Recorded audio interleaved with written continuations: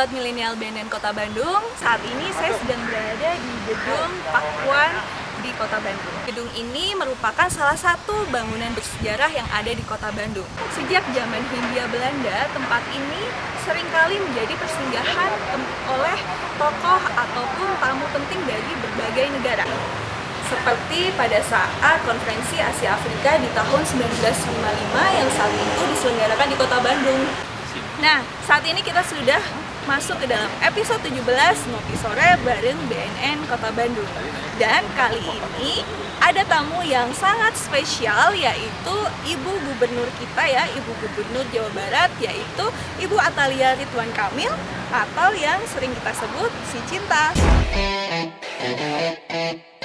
Halo Sobat Milenial BNN Kota Bandung, bertemu lagi di acara Ngopi Sore di episode ke-17.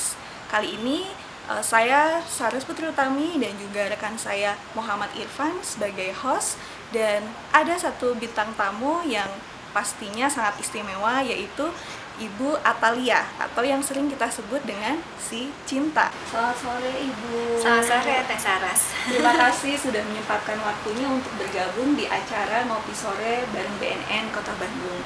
Nah, semoga Ibu senantiasa sehat ya Bu, walaupun di kala pandemi seperti ini. Semoga Ibu senantiasa sehat dan kita yakin semua juga pasti kesehatan saat ini adalah hal yang paling penting ya Ibu. Nah, ngomong-ngomong soal pandemi ini ya Bu, kan masih sampai dengan saat ini.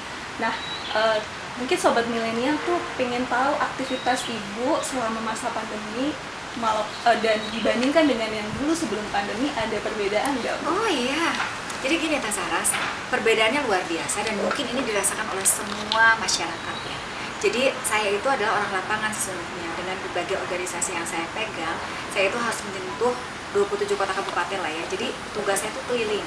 Keliling itu biasanya menghadirkan banyak sekali masyarakat, banyak sekali pemuda, banyak sekali anak-anak seperti itu. Jadi kalau sekali datang itu bisa sampai ribuan lah yang kita kumpulkan untuk memberikan edukasi, sosialisasi, termasuk juga kita menggerakkan berbagai program. Nah, ketika pandemi terjadi di bulan Maret lalu, itu langsung harus di-switch semuanya. Kita harus bekerja dari rumah, belajar, kemudian kita bekerja, belajar, bermain, semua dari rumah. Sehingga agak kerepotan memang di awal-awal, termasuk juga rutinitas yang biasa kita lakukan menjadi tidak dilakukan, membuat kita menjadi jenuh gitu kan. Saya dan beberapa orang mungkin hobinya ketemu dengan orang. Ketika tidak bertemu dengan orang, ada galau gitu ya. Nah, jadi memang luar biasa ini perbedaan dan perubahan seperti itu. Jadi adaptasinya tuh lumayan agak struggle ya Bu untuk... Betul sekali, dan kita memang jadi harus mencoba mencari kegiatan lain yang baru, yang kreatif, yang membuat kita bisa tetap happy dimanapun. Nah, jadi untuk para generasi muda nih, para sobat milenial juga sama. Jadi momen-momen seperti ini pasti akan sangat berat. Mereka harus belajar di rumah, mereka harus juga berinteraksi dengan teman-teman sangat terbatas. Jadi sekarang nggak bisa lagi ngopi-ngopi bareng gitu kan, nggak bisa lagi main olahraga bersama, misalnya mau sepak bola mau apa, itu sangat dibatasi. Nah, jadi saya kira dengan menemukan kecintaan baru terkait dengan sesuatu itu menjadi satu hal yang penting sekali di masa pandemi. Betul banget ya, jadi menemukan kecintaan baru ya di dalam masa hobi pandemi. baru lah Hobi gitu. baru. Mungkin selain itu ada tips lain lagi nggak Bu untuk bisa kita tetap happy di kala pandemi ini? Soalnya kan kalau di tagline kita yang baru ya Bu di BNN itu ada hidup 100%. Dimana hidup 100% itu adalah hidup yang sadar, sehat, produktif, dan juga bahagia. Keren banget itu. Ya. Mungkin ada tips lain Bu Ya, selain menemukan hobi? Jadi gini, kalau tips bahagia itu memang selalu harus ada pertama penerimaan dari kondisi yang ada. Jadi kita tidak melulu merasa bahwa kok gini amat sih hidupnya gitu. Selalu disyukuri. Karena apa? Selalu kita harus menyadari bahwa segala sesuatu itu ada hikmahnya. Selalu ada hikmahnya. Contoh, kenapa akhirnya kita seperti ini dan ternyata kita jadi sulit untuk keluar rumah dan sebagainya, ternyata di balik itu hikmahnya adalah kita bisa menjadi berkat dan keluarga, ya kan? Ayah, ibu, kemudian juga anak-anak yang biasanya sibuk semua, baru ketemu di malam hari, bahkan kadang-kadang tidak ketemu, tiba-tiba harus sekolah lagi dan lain-lain ya. Nah, jadi ada momen-momen tertentu yang harus kita syukuri. Banyak sekali juga sekarang anak-anak muda yang jadi lebih dekat dengan agama. Karena apa? Mereka jadi banyak mengembalikan diri kepada kedekatan dengan Tuhan. Atau juga mungkin tadi, termasuk anak-anak yang saya temukan, itu menemukan hobi baru, itu ternyata baru diketahui itu pada saat pandemi.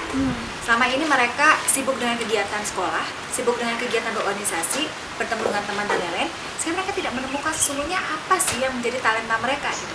Jadi sekarang karena mereka banyak waktu di rumah, mereka coba gitu, oh yang tadinya nggak suka musik, sekarang jadi suka musik. Karena mereka akhirnya nyoba-nyoba gitu kan. Terus kemudian mereka yang tadinya tidak suka bercocok tanam, tidak suka olahraga, semua dilakukan sekarang, mau tidak mau, karena supaya nggak mager juga mereka ya, jadi mau mencoba kegiatan-kegiatan. Nah saya kira itu penting sekali. Dan saya kira kalau bagaimana caranya supaya kita tetap bahagia dan tetap produktif di masa pandemi ini adalah tadi menemukan sebuah kecintaan baru terkait dengan apa yang menjadi keseharian kita. Dan juga mungkin ada jadi satu quote ya Bu, jadi kita harus fokus dengan apa yang kita miliki sekarang gitu ya. Betul. Daripada kita memikirkan apa yang seharusnya gitu ya. Sebenarnya itu adalah salah satu juga tips untuk bahagia.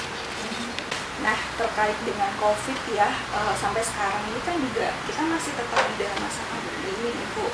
Nah apa saja sih yang Ibu lakukan untuk menjaga keluarga Ibu agar terhindar dari bahaya COVID-19 ini? Oh ya, gini deh, Kak Saras, kita harus percaya dengan apa yang dilakukan pemerintah. Jadi saya agak sedikit nyesek ke hati, begitu ya, ke dada ketika ini ternyata masih banyak penolakan dari masyarakat. Penolakan itu seolah-olah bahwa oh pandemi ini adalah konspirasi pemerintah katanya gitu ya. Oh katanya apa ini pasti ada sesuatu, ada udang di balik batu begitu ya, atau ignorance. Jadi mereka merasa bahwa kita nggak akan kena kok gitu. Mereka merasa bahwa mereka bisa terbebas dari pandemi ini. Nah sementara itu yang harus kita ketahui bahwa pandemi ini adalah semacam perang, tapi perangnya bukan melawan manusia gitu. Perangnya melawan sesuatu yang tidak terlihat. Justru ini lebih bahaya. Bagaimana kemudian kita berperang melawan sesuatu yang kita tidak tahu ada di mana. Nah jadi penting sekali saya dengan keluarga, saya bersama dengan jejaring organisasi dan semua masyarakat saya begitu, untuk kita saling mengingatkan terkait dengan sebetulnya kalau dari pemerintah itu kan 3M aja lah dulu ya. Bagaimana kita harus menjaga jarak, kita menggunakan masker, mencuci tangan pakai sabun, itu aja lah dulu. Nah sementara ini ketika saya keliling, karena kan saya fokus pada program-program mengedukasi masyarakat terkait dengan COVID-19 ini, itu banyak sekali mereka yang nggak pakai gitu. Dan saya kagetnya bahwa ini terjadi tidak saja di wilayah-wilayah terpencil, kalau di desa-desa itu masih banyak sekali. Tetapi ini bahkan di kota-kota gitu. Nah sehingga saya merasa ini memang betul-betul harus menjadi program kita bersama untuk saling edukasi masyarakat. Jadi kuncinya saling mengingatkan juga ya, karena biasanya juga kita kalau dipikir-pikir anggap juga gitu ya pakai masker, tapi kan semuanya ini adalah demi kebaikan bersama gitu. Selain menjaga diri kita sendiri, juga menjaga orang-orang di sekeliling kita dengan cara 3M tadi, menjaga jarak, menggunakan masker, dan mencuci tangan dengan sabun. Sobat Milenial BNN Kota Bandung, sekarang kita masuk pada sesi pertanyaan yang menyangkut P4GN. Seperti biasa di acara Kopi Sore kita berbincang mengenai masalah pencegahan, pemberantasan, penyalahgunaan, peredaran narkoba.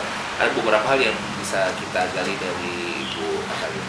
Dari Ibu, mohon izin, di kala pandemi ini sebetulnya juga ternyata kenyataannya para pemakai narkoba tidak menghentikan kebiasaannya. Bahkan beberapa waktu lalu ada beberapa public figure yang tertangkap karena dia mengisi waktu atau karena kurang job gitu ya, jadi dia mencoba-coba pakai narkoba gitu, kemudian jadi masalah hukum. Nah, saya ingin Ibu sharing ke kita bagaimana sih caranya mengisi waktu untuk rekan-rekan yang ini kan sekarang banyak Bu yang terkena PHK, yang WFH gitu. Kemudian juga secara psikis itu berakibat langsung pada diri seseorang, sehingga pemakaian zat-zat seperti obat antidepresan itu mungkin secara signifikan ada peningkatan. Nah, ini saya sampaikan bagaimana sih Bu dari Ibu tipsnya bagaimana cara supaya kita tidak ibaratnya melamun lah gitu ya dalam mengisi waktu WFH gitu kan. Kalau WFH kan jelas ada tugas. Nah untuk yang bernasib kurang baik seperti misalnya terkena PHK gitu, itu bagaimana caranya supaya terhindar dari penyalahgunaan narkoba gitu? Memang ini yang harus kita dorong kepada keluarga sesungguhnya dari semenjak anak-anak kita masih kecil gitu, bahwa pendekatan kepada agama itu menjadi satu hal yang luar biasa. Karena kalau kita agamanya kuat, ketika ada satu masalah dan lain-lain, itu kita akan kembali kepada Tuhan gitu ya. Jadi bahwa seseorang itu selalu dalam pantauan yang maha kuasa, itu yang paling penting. Jadi ini mah buat sobat milenials nih, menurut saya ini yang paling penting. Karena satu masa tidak ada orang yang akan melihat kita. Satu masa orang tua kita tidak bisa memantau kita 24 jam. Tapi yang bisa memantau kita adalah diri kita sendiri, dan tentu saja karena kita tahu bahwa Tuhan memantau kita. Jadi itu. Jadi untuk menghindarinya itu. Dan yang kedua, bahwa ternyata pergaulan ya, Kang Irfan. Jadi mungkin Kang Irfan yang paling paham terkait dengan data. Tapi informasi yang saya dapatkan bahwa ternyata pertemananlah yang membuat mudahnya anak-anak muda atau individu mereka terkena kasus-kasus seperti ini. Tidak saja terkait dengan kasus narkoba, tapi juga yang lainnya ya. Nah, tapi ini berarti menunjukkan kepada kita semua bahwa pergaulan itu tetap harus dipersiapkan, kemudian juga dipantau mungkin oleh orang-orang sekelilingnya supaya tidak kemana-mana pada akhirnya. Nah, seperti saya lihat bahwa ternyata kasus-kasus narkoba ini itu terjadi pada anak-anak muda, itu ternyata dia dapat dari temannya. Kemudian dia juga dapat informasi dari temannya lagi. Kemudian dia menularkan pada temannya. Dia semua kan lingkarannya ya lingkaran seperti itu. Nah, oleh karenanya kembali bahwa harus mencari pertemanan yang sesuai dengan hal ini. Dan yang terakhir kembali bahwa yang paling penting adalah kita menemukan dunia baru yang bisa membuat kita enjoy. Saya berkaca dari apa yang terjadi di sekeliling saya, anak saya pun sama, Kak Irfan. Jadi dia tadinya tidak suka melukis gitu ya. Dia tidak suka bermain piano begitu ya. Tapi kemudian pada saat masa pandemi kan bingung harus ngapain. Akhirnya dia mencoba sesuatu yang baru, dan akhirnya dia suka, akhirnya jadi keren, bahkan dia bisa mendapatkan penghasilan dari situ, dari menjual lukisannya dan lain-lain. Jadi kecintaan terkait dengan sesuatu, atau istilahnya kalau saya katakan adalah sibuk positif gitu. Mau apa aja sih, mau hobi makan ya sudah masak sendiri gitu ya. Jangan nelfon terus ke ini apa namanya online gitulah, jangan gitu ya. Bikin sendiri gitu. Jadi kreativitas ditumbuhkan. Jadi saya kira gitu Kang Irfan. Jadi 3 hal menurut saya itu yang paling minimal ya. Mendekatkan diri pada agama, dasar hidup dengan agama. Kedua juga kita harus selalu mendapatkan lingkungan yang positif dengan pertemanan kita. Yang ketiga adalah kita mendapatkan hobi baru atau istilahnya sibuk positif. Sobat milenial, tadi kita bisa simpulkan bahwa ternyata dengan berkesibukan, menggali potensi diri, memilih teman yang tidak meracuni kita, toxic friend itu kita hindari ya. Kemudian juga peningkatan kualitas spiritual itu akan sangat membantu dalam upaya kita agar terhindar dari penyalahgunaan narkoba.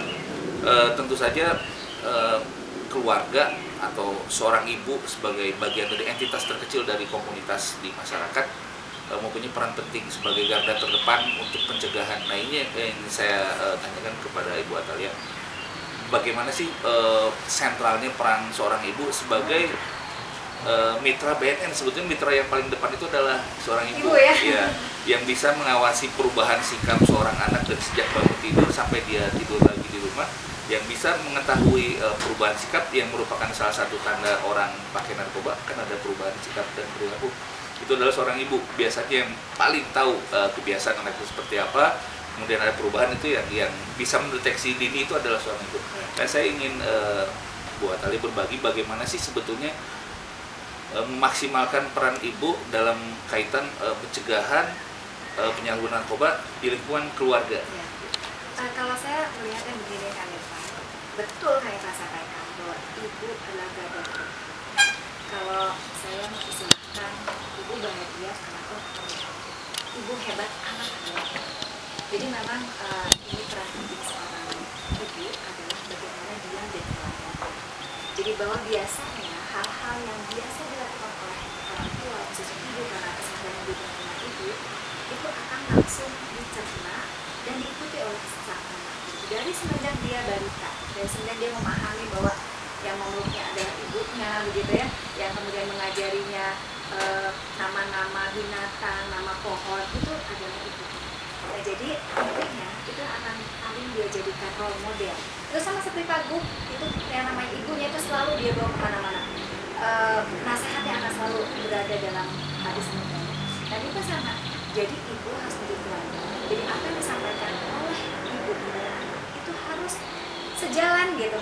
Jadi jangan sampai, contoh nih Mbak ya, yang sederhana, kamu tuh jangan nonton aja tuh gitu, hari mamahnya dan mulai sinetron misalnya gitu ya, kan anak bingung. Nah itu terkait satu hal, terkait yang kejujuran misalnya, ada tamu bilang ibu nggak ada, itu adalah tidak jujur sebenarnya. Anak bingung, kata mama aku harus jujur, tapi kenapa mama tidak jujur, kan bingung. Nah hal-hal kecil ini kadang-kadang tidak terperhatikan. Jadi bahwa ibu sebagai role model keluarga itu harus muncul di mana pun. Nah yang kedua adalah bahwa betul kami sampaikan, ibu adalah yang paling memahami anak dari semenjak dia lahir. Dari perubahan sikap, perubahan karakter, perilaku dan lain sebagainya, ibu adalah yang paling duluan melihat dan memperhatikan. Nah oleh karena dengan segala kesibukan menjadi ibu rumah tangga, menjadi seorang ibu yang bekerja mungkin begitu dengan berbagai kegiatan organisasi dan lain-lain, tidak boleh bahwa anak itu kemudian tidak dipedulikan. Jadi tugas seorang ibu itu adalah bagaimana memantau perkembangan anak-anak secara maksimal.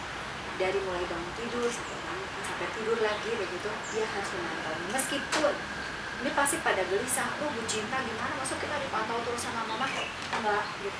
Satu masa kalian akan mandiri, tapi tetap tahu bahwa apa yang ditanamkan oleh orang tua kalian, oleh ibu kalian itu akan terus ada. Jadi hal-hal seperti ini Kak Rifan, karena begini, saya sampai usia seperti saat ini, saya selalu mengingat pesan dari orang tua saya. Saya selalu mengingat dari pesan ibu saya gitu, bahwa misalnya hati-hati kalau di pernikahan itu jangan begini ya. Hati-hati dalam pergaulan. Ini dari semenjak saya remaja nih buat anak-anak muda. Contoh yang simpel aja, jangan mau dipegang laki-laki, rugi gitu ya. Sampai sekarang ya begitu gitu ya. Jadi termasuk di narkoba. Karena gini, sekali kita coba sesuatu yang sesungguhnya kita tidak boleh melakukannya, itu akan sulit sekali lepas dari hal tersebut. Oleh karenanya, siapa yang bisa menanamkan itu dari rumah? Ya? Yaitu orang tua. Nah, kemudian orang tua juga bisa memberikan bekal kepada anak-anak tadi ya, dari sisi agama, kemudian juga memberikan pemahaman kepada anak untuk terus memantau anak-anak berada di lingkungan yang tepat. Karena kan orang tua nih yang ketemu dengan, misalnya anak atau siapa gitu ya datang ke rumah berkunjung kepada anak kita tahu oh siapa nih gitu, sekolah di mana, apa kegiatan, itu kan seperti itu. Terus siapa itu titipin aja. Bahkan gini, kadang-kadang seperti mama saya kalau ngobrol dulu zaman saya remaja itu, mama ikut nimbrung. Jadi tidak dalam seluruh waktu menimbrung, nggak, cuma ikut ngobrol. Jadi ini siapa nih gitu.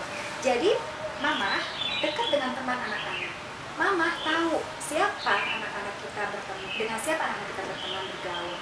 Terus anak-anak juga nyaman. Jadi saya dan teman-teman ini kadang-kadang kalau kumpul, bahkan mama, masih ini mbak, pada curhatnya ke mama gitu ya. Ma ini gimana nih, udah putus cinta nih, apa nih, ngobrol sama mama, membuat kita nyaman. Sama, itu juga jadi peran seorang ibu, sehingga kita tahu siapa teman-teman anak-anak kita. Nah dari setelah itu juga kemudian setelah kita tanamkan semuanya kepada anak-anak kita berikan batasan-batasan, insya Allah dia akan dilepas juga, dia akan menjaga diri kita sendiri tanpa perlu selalu diperhatikan.